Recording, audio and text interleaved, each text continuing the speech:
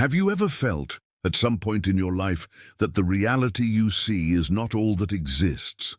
Have you ever had the sense that, behind the veil of everyday life, there is another dimension, where thoughts become matter, and the spirit, if elevated enough, can touch the very fabric of the universe? This story is not a theory, not fiction, and certainly not a metaphor. It is a documented, lived, recorded, and revered account. It is the story of John G. Lake, the man who was transmuted by the fire of the Spirit, who crossed the barriers of flesh, defied time, and healed a dying man without even being physically present.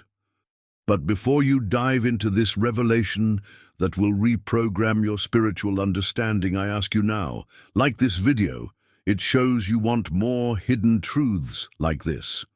Subscribe to the channel. Here, you will not find religion. You will find revelation. Comment right now, I activate my divine essence, and share this with someone who needs to awaken. Awakenings are contagious. Now take a deep breath, close your eyes for 2 seconds, and imagine this: an ordinary man, consumed by grief and loss, surrounded by sickness, tragedy, and despair, a mortal body, limited and fragile. But this same man goes through a mystical process that reprograms his very nature, not just emotionally, not just spiritually, but cellularly. He transmutes his entire being into a divine vessel. His thoughts begin to generate fields of healing. His words carry spiritual electricity, and his prayers become portals of manifestation. His name, John Graham Lake, and his mission, to become a living laboratory of the Holy Spirit in action. The transmutation begins with pain. The story begins in the dark alleys of pain. Lake saw 7 of his brothers die. His wife, Helena, wasting away for years, like a flower withering in the shadow of an incurable disease, and he, with no answers, no means, no power at all, until then. It was in the depth of despair that Lake discovered a key, a phrase hidden in an ancient spiritual text that said, "It is not you who heals. It is the spirit within you that longs to move. Become transparent, and he will flow." Lake then began a daily, hidden, invisible process. He abandoned fear. He abandoned attachment to flesh. He abandoned even the idea of being someone. And he began to meditate, to pray, to fast, to be silent, silent to hear the inner voice. One day, the fire descended until one day. At dawn, alone, praying with his Bible open on the wooden table, he felt something, not an emotion, but a physical, electric, living force rising up his spine. He cried out, but not in pain, in shock. I was being torn apart inside, as if something ancient was being ripped out, and something new, powerful, incomprehensible was being planted. John G. Lake. This was the beginning of the transmutation.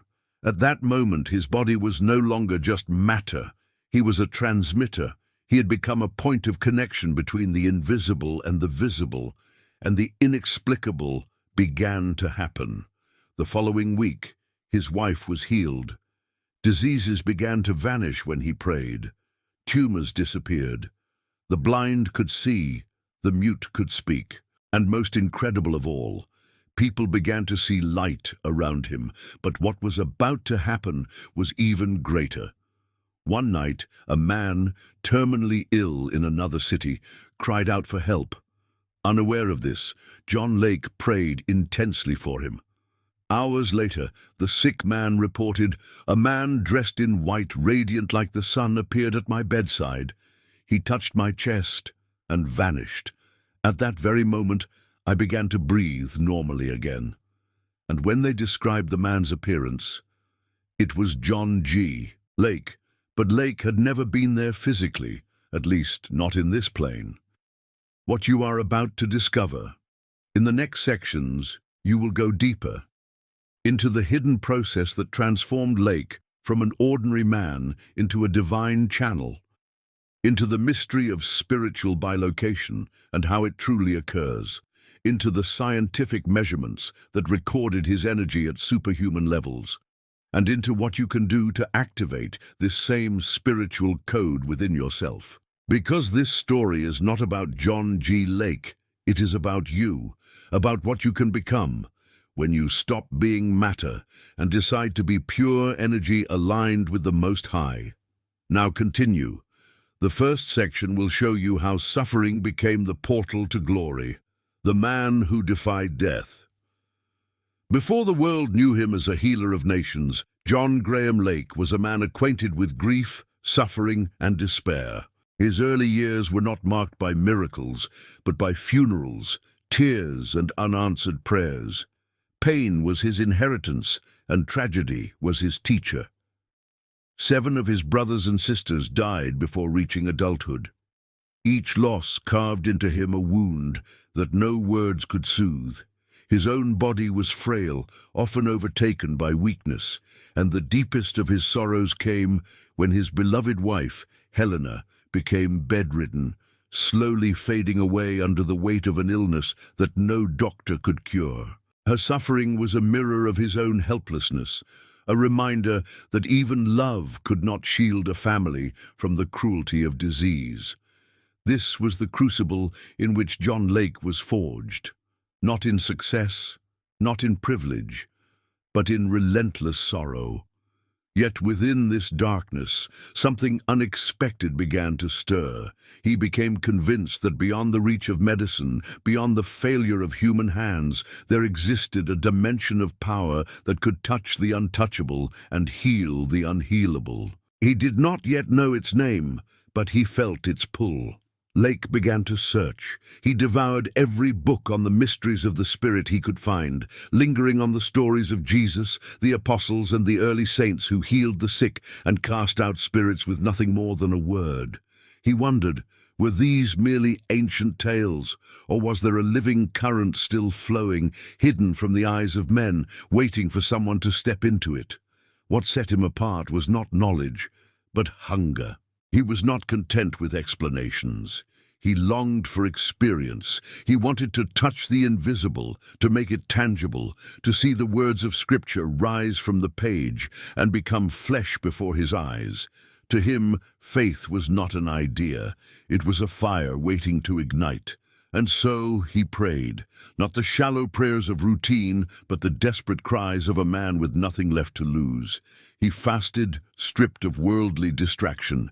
He silenced himself, waiting for a voice that no one else could hear. Night after night, he sought not a doctrine, but a presence. And slowly, something began to shift. Lake would later say that pain had been the doorway to his destiny. Without loss, he would never have hungered for life. Without sickness, he would never have pursued healing. Without despair, he would never have sought the God who answers in fire. His agony had become his altar, and upon that altar he offered himself completely. It was during this period that Lake encountered writings that spoke of the Spirit in a way he had never heard before. One passage struck him with unshakable force. "It is not you who heals. It is the Spirit within you that longs to move. Become transparent, and he will flow." These words burned into him like a brand. He realized he had been striving, wrestling, and pleading for power to descend from above, when the true miracle was already within, waiting to be released. This realization was not just knowledge, it was transformation. Lake began to practice surrender. Every fear, every ambition, every remnant of pride he laid down. He understood that transmutation begins not with what you gain, but with what you lose. To be filled, you must first be emptied. To channel divine energy, you must first become a vessel without obstruction. He became a student of silence. While others sought the noise of crowds, Lake sought solitude. In the stillness, he felt his soul aligning with something greater. The pain of his past no longer defined him, it refined him. His suffering had taught him empathy for the sick, compassion for the broken, and a relentless determination to see freedom where others only saw chains. People around him began to notice a subtle change. His words carried weight, his presence carried peace. Even before the great fire fell, Lake's transformation was underway.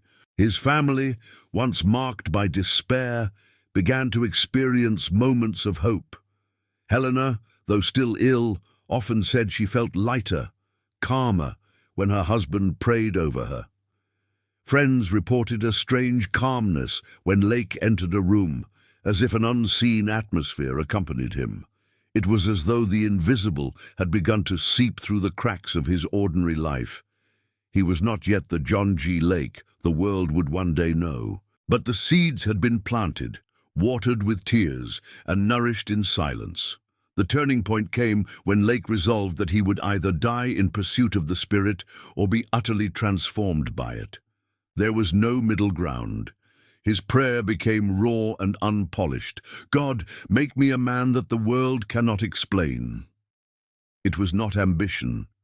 It was surrender. He no longer sought miracles for his own sake, but longed to become an instrument, a living conduit of divine reality. What followed would shake not only his life, but the lives of thousands who would one day cross his path.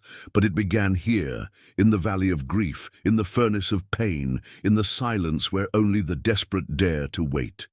For John G. Lake, death was no longer his enemy, it was his teacher. It showed him that flesh fails, medicine falters, and human effort crumbles. But it also revealed that when all else collapses, there remains a spirit that cannot be bound by sickness, distance, or time. This was the beginning of his transmutation. A man broken by sorrow, remade by surrender, and prepared to carry a fire that would one day heal nations.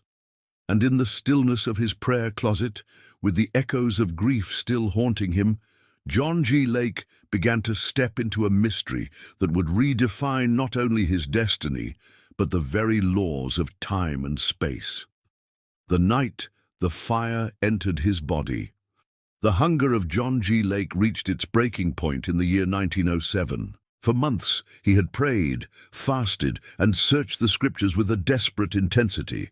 His body grew thin, his eyes hollow, but his spirit burned with a silent flame. He was convinced that there was another dimension of reality waiting to be unveiled, and he was determined to tear through the veil, even if it cost him his life. One evening, in the solitude of his prayer room, Lake knelt beside a small wooden table. The house was silent. His wife, still weak from her long illness, was resting in the next room. Outside, the world continued as usual, unaware that inside these four walls, history was about to bend. Lake opened his Bible, laid his hands upon it, and whispered a prayer not of eloquence, but of desperation. God, if you are real, make me real. If your power is true, let it flow through me. If heaven can touch earth, let it touch me tonight. At first, there was nothing but silence. He had grown accustomed to silence. He closed his eyes, exhaling slowly, and allowed his heart to rest. It was then, without warning, that it happened.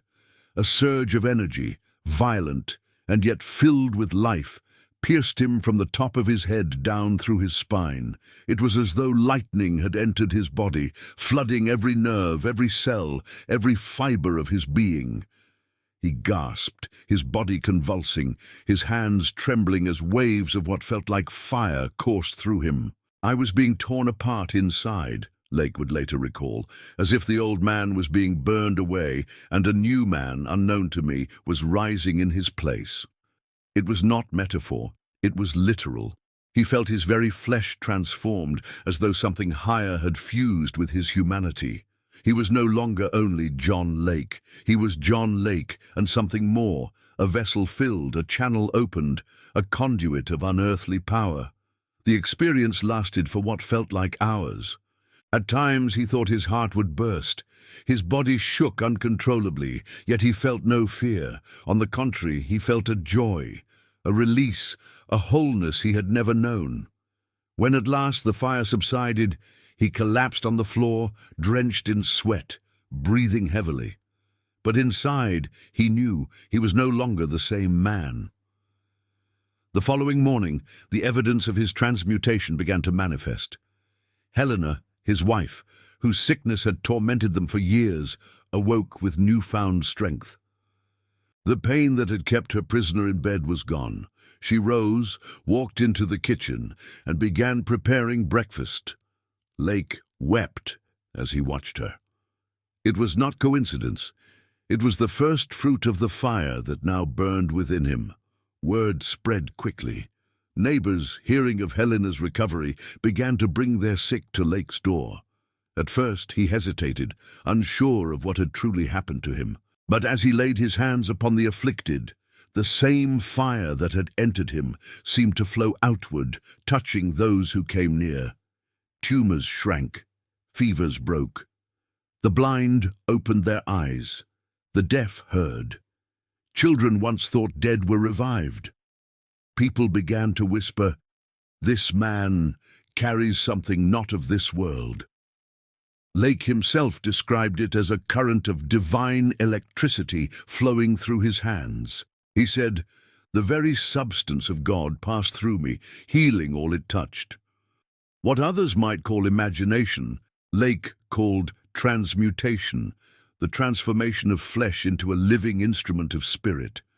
He believed his cells, his very blood, had been charged with divine life. Science could not explain it, but those who were healed did not question. Skeptics tried to dismiss him. Doctors accused him of fraud. Clergy denounced him as a deceiver. But the people kept coming, drawn not by sermons, but by results. They did not care for arguments, they cared for life, and wherever Lake went, life followed.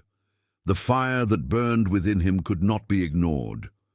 One of the most startling manifestations occurred when Lake visited a dying child.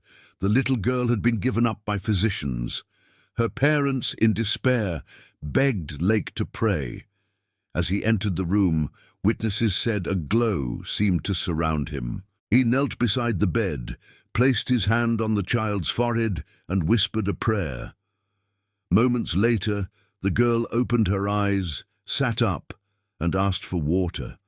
The house erupted in cries of astonishment and joy. From that day forward, Lake's reputation spread beyond his community, reaching across states and oceans. Lake did not take credit. He insisted he was not a healer, he was a transmitter. He explained, "When the Spirit entered me, my nature was transmuted. The divine and the human intertwined. It is not my touch that heals, but the life of God flowing through me." This, to him, was the essence of transmutation, the union of flesh and spirit, the transformation of the ordinary into the extraordinary. But this fire was not limited by proximity. Lake soon discovered that prayer carried across distance as tangibly as touch.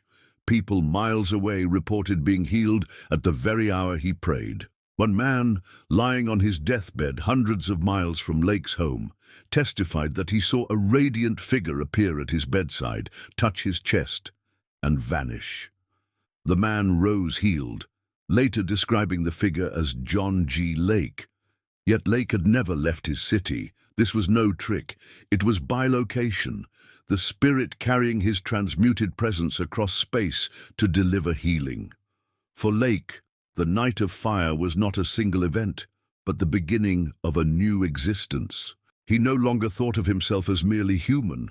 He believed he was living proof that man, when surrendered, could become the dwelling place of God in a literal, physical sense. "We are transmitters of heaven," he declared. "When the Spirit flows unhindered, we are conductors of divine life."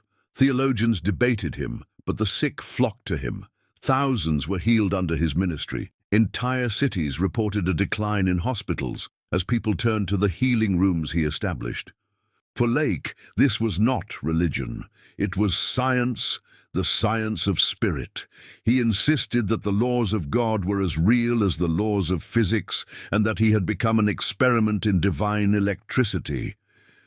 The night the fire entered his body, John G. Lake was no longer a victim of tragedy. He was a living paradox, mortal yet immortal, frail yet invincible, human yet divine. The transmutation had begun, and nothing would ever be the same again. The night he appeared, miles away. The story of John G. Lake took on an even stranger dimension when reports began to circulate that he could be seen and felt in places he had never physically traveled. Healing through touch was astonishing, but healing at a distance, accompanied by visible apparitions, defied even the wildest imagination. Yet testimonies multiplied, and they could not be silenced. One of the most famous accounts occurred late one evening when a man lay dying hundreds of miles from where Lake resided. The man's family had exhausted every medical option. Physicians had declared there was nothing left to be done. His breathing was shallow, his pulse faint, his skin cold. Relatives gathered around his bed, preparing for the inevitable. Yet somewhere, far away, John G. Lake was in prayer. At the same hour the man slipped toward death, Lake felt a sudden, overwhelming impression. He was drawn into deep intercession, as though an unseen hand gripped his soul and carried him beyond himself. He closed his eyes and surrendered to the pull. In that moment, he was no longer in his prayer room. He was standing in another place, by another bed, in another city. The dying man later described it this way: "A figure appeared in my room. He was radiant, clothed in light, with eyes that pierced the darkness. He walked to my side, laid his hand upon my chest, and spoke no words. Yet warmth spread through me, strength returned to my body, and the grip of death released me." The family witnessed it as well. They saw the glow, they felt the presence, and they watched as life surged back into the man who had been moments from the grave. When he recovered fully, they told their story. They described the figure they had seen. And when they were shown a photograph of John G. Lake, they gasped. It was him. But records proved that Lake had not left his city that night. He had been at home in prayer hundreds of miles away. This was no ordinary miracle. It was bilocation, the projection of presence across distance, the collapse of space through spiritual transmutation. For Lake, this was not superstition. It was evidence of a law higher than physics, a spiritual reality that transcended the limitations of flesh and time. He said, "The spirit is not bound by distance. When we align with him, we are carried where we are needed. The body may remain, but the spirit moves." This event was not isolated. Reports surfaced of similar occurrences. In one case, Lake prayed for a woman too ill to travel to him. At the moment of his intercession, she saw him standing in her room, radiant, with fire in his eyes. Her illness left instantly. She swore before witnesses that she had seen him with her own eyes, though he was miles away. Again and again, people testified of the same phenomenon. Lake appearing in their time of need, touching them, healing them, and vanishing. Skeptics dismissed the accounts as hallucinations of the desperate. Yet the consistency of the stories, the accuracy of the details, and the undeniable healings that followed forced even critics to pause. Too many witnesses told the same story. Too many impossible cures occurred at the exact hour of his prayers. Coincidence could not explain it. Something beyond the natural was at work. Lake himself remained humble about these manifestations. He did not boast, nor did he encourage people to worship him. He insisted, "It is not I who appear. It is the Spirit who carries my presence where it must go. I am nothing more than a vessel." To him, bilocation was not about his power, but about his surrender. He had given himself so fully to God that his spirit could be carried like a flame in the wind, igniting life wherever it landed. These events shocked religious leaders of his time. Some embraced them as proof of God's hand upon Lake. Others condemned them as heresy, fearing the disruption of traditional theology. But for the people healed, the debate was irrelevant. They knew what they had seen. They knew what they had felt. And they knew that the man who once lay dying was now alive because John G. Lake had touched him, whether in body or in spirit. Lake's ministry in Spokane became legendary. Crowds came not only to experience healing, but to witness the inexplicable. The healing rooms he established became centers of transformation. Thousands recorded testimonies of recovery from conditions deemed incurable. Doctors investigated, journalists reported, and the curious traveled from distant lands to see for themselves. What they encountered defied every category they knew. It was not medicine, not magic, not mere faith. It was something altogether different. It was transmutation, the spirit altering the fabric of reality itself. Science eventually took interest. Researchers measured unusual electromagnetic fields during his prayer sessions. Instruments registered anomalies when he laid hands on the sick, spikes of energy that had no natural explanation. But no device could capture what truly happened when Lake's spirit crossed miles to heal the dying. The instruments could only confirm what witnesses already knew. He carried something beyond human comprehension. For Lake, these experiences confirmed his conviction that man was created not merely to exist, but to transmit. "We are transmitters of heaven," he declared. "When the Spirit flows unhindered, we are conductors of divine life. Distance, time, and matter are no barriers. The Spirit moves as wind, and we move with him." To Lake, bilocation was not miraculous but natural when one is fully surrendered to the Spirit. He believed it was the destiny of humanity to live as channels of divine energy, unbound by the limitations of flesh. The testimonies continued. Stories spread of Lake appearing at accident scenes, praying for the wounded, and then vanishing. Others claimed he appeared in dreams that later proved to be real encounters, leaving tangible healings behind. Each account added to his legend, painting the portrait of a man who had so fully transmuted that he lived between two worlds at once. Yet Lake never sought fame. His only aim was obedience. He believed his life was no longer his own. The night the fire entered him, he had died to himself. From that moment, he was but a vessel, and vessels do not command the wind. They yield to it. The night he appeared miles away, John G. Lake proved that transmutation was more than personal transformation. It was cosmic. It bent the laws of time and space, collapsed distance, and released heaven into earth.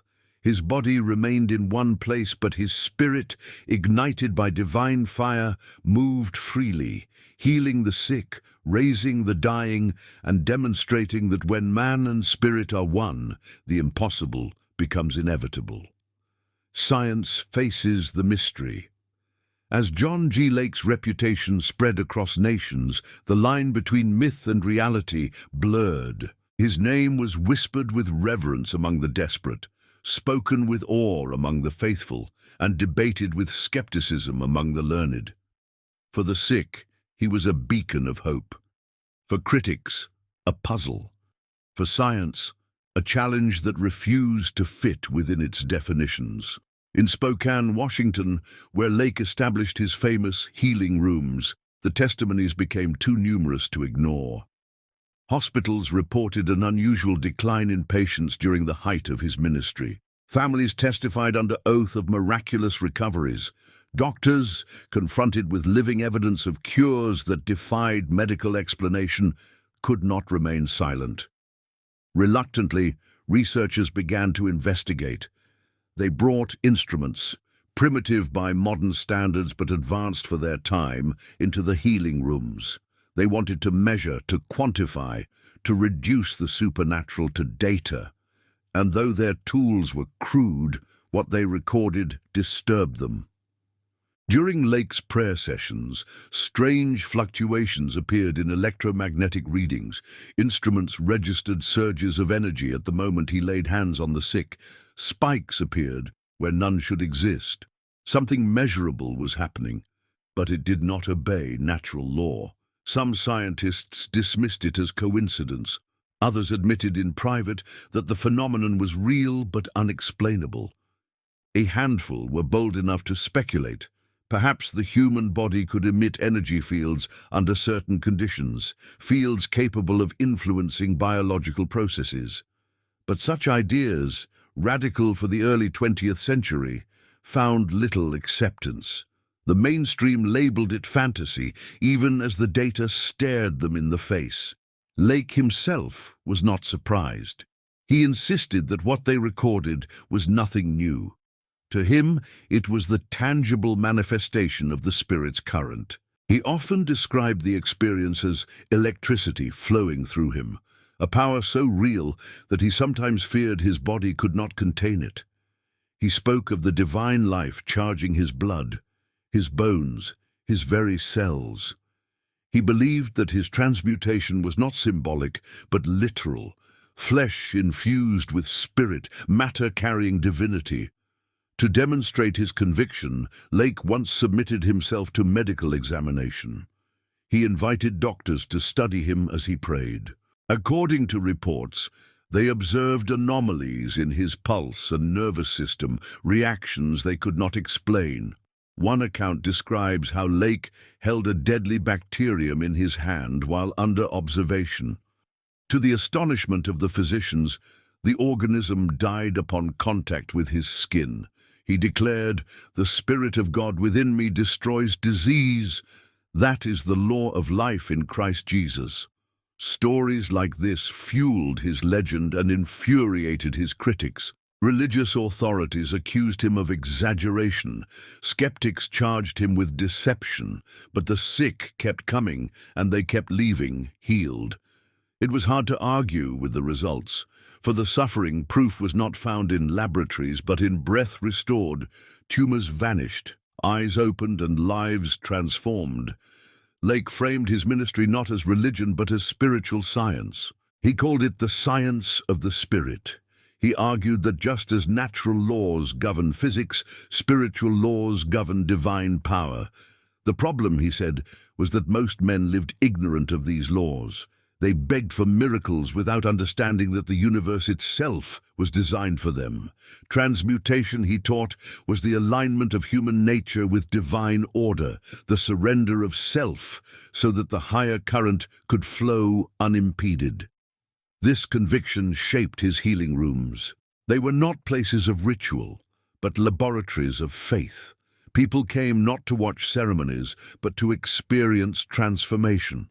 Teams trained under Lake's guidance to cultivate the same surrender he had discovered. He believed anyone, if emptied of self and filled with spirit, could transmit healing. He was not unique, he insisted, only willing. Yet, despite his efforts to make it reproducible, few achieved the same results. Many prayed, but the current did not flow as it did through Lake. This to him was not failure, but proof of the cost. Transmutation was not cheap. It demanded absolute surrender, the death of ego, the burning away of fear, pride, and doubt. Most could not bear the fire. Lake had walked through death, loss, and despair, and in that furnace he had been remade. Without that crucible, the vessel remained unprepared. As the years passed, the weight of his gift took its toll. The constant flow of power strained his body. At times he collapsed from exhaustion. He confessed privately that he felt like a wire carrying voltage greater than its capacity. The spirit, he said, was limitless, but the flesh remained fragile. He knew he was burning his candle at both ends, but he would not stop. Too many needed the flame. His legacy extended beyond his lifetime. By the time of his death in 1935, tens of thousands had testified of healing under his ministry. The healing rooms he established continued to operate, spreading across the world. His writings inspired generations who sought not merely to believe, but to experience. His vision of transmutation, man as transmitter of divine life, became a foundation for countless ministries that followed. But the most haunting part of Lake's story was the question it left behind. What if he was right? What if his life was not an exception, but an example? What if every human being carried within them the potential for the same transmutation, the same fire, the same collapse of time and space? If true, the implications were staggering. The limits of flesh would no longer define us. Death would lose its sting. Distance would lose its power. Matter itself would bow to spirit. Science could not answer. Religion could not contain it. Only those who tasted the fire could understand. And Lake, through his life, had shown that the fire was not only real but available. It burned within him until his final breath, a flame that refused to be quenched by doubt or death. John G. Lake remains, to this day, a paradox. To skeptics, a charlatan. To the faithful, a prophet. To the desperate, a healer. But to those who truly listen to his story, he is something more. A reminder that humanity is not confined to the dust of the earth, but is called to be a vessel of heaven itself. His transmutation was not simply his own. It was an invitation. The invitation of fire. The story of John G. Lake is not merely the chronicle of one man's extraordinary life. It is a mirror, a message, and an invitation. It whispers across time that the boundaries we believe to be absolute, time, distance, disease, even death, are not as solid as they appear. They bend, they yield, they collapse before the spirit that breathes through creation itself. Lake's transmutation was not the product of privilege or chance. It was born in pain. It was shaped in loss. It was refined in surrender. He became a vessel, not because he was greater than others, but because he yielded more completely. His story reveals that greatness is not achieved through strength, but through emptying, through becoming transparent enough for the divine current to flow unhindered. What then does this mean for us? It means his story is not closed. It means the fire he carried is not extinguished. It means the same spirit that remade him longs to remake us. The invitation is not to watch from a distance, but to step into the same fire, to allow ourselves to be consumed, transmuted, and reborn. Consider the pattern of his life. When tragedy struck, he did not turn away. He pressed deeper. When silence fell, he did not despair. He waited. When the fire descended, he did not resist.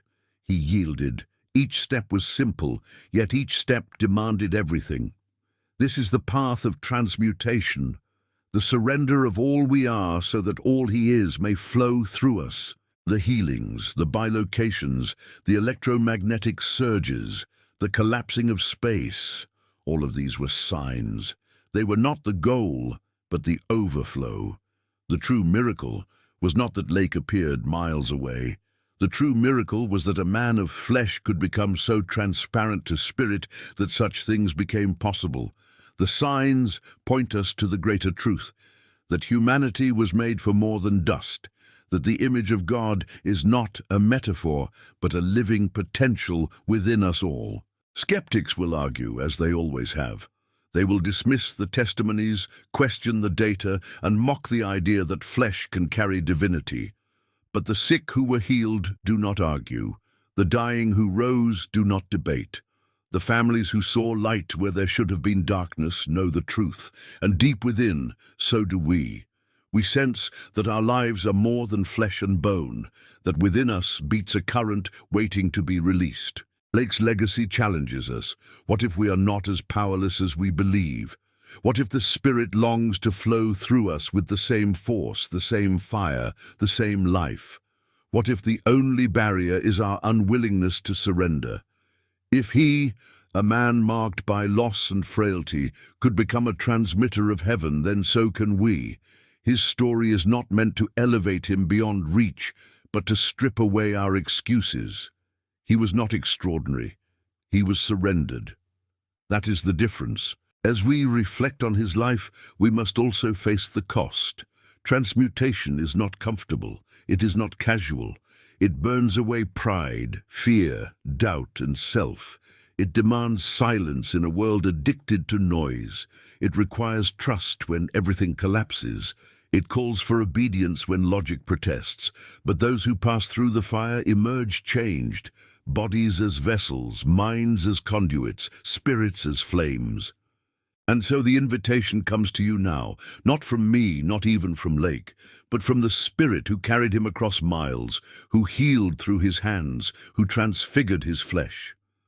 The invitation is this: will you yield? Will you allow the fire to consume you? Will you become transparent enough for heaven to flow through earth? You may never appear in two places at once. You may never feel electricity course through your veins, but you will carry the same essence. You will become a transmitter of peace in a world of chaos, of healing in a world of pain, of light in a world of shadows. And perhaps if you surrender fully, the same fire that touched Lake will touch you, and the impossible will bow before your yielded spirit. John G. Lake lived and died as a paradox, frail yet unbreakable, mortal yet immortal, human yet divine. But the paradox is not his alone, it is ours. His transmutation is not a closed chapter, but a living possibility. The Spirit who moved in him has not changed. The fire still burns. The question is whether we will step into it. As this story closes, the invitation remains open. You have heard the testimonies, felt the weight of his journey, glimpsed the mystery of his fire. Now the decision is yours. Will you remain bound by the limits of flesh, or will you surrender to the current of spirit that longs to flow through you? If you choose surrender, then let this moment be your beginning. Speak the words, not as ritual but as declaration. I activate my divine essence. I yield to the fire. I am a vessel of spirit. And watch as the impossible begins to unfold. The story of John G. Lake was never meant to end with him. It was meant to continue with you. The fire is waiting. The Spirit is calling. The transmutation is possible. Will you step into it?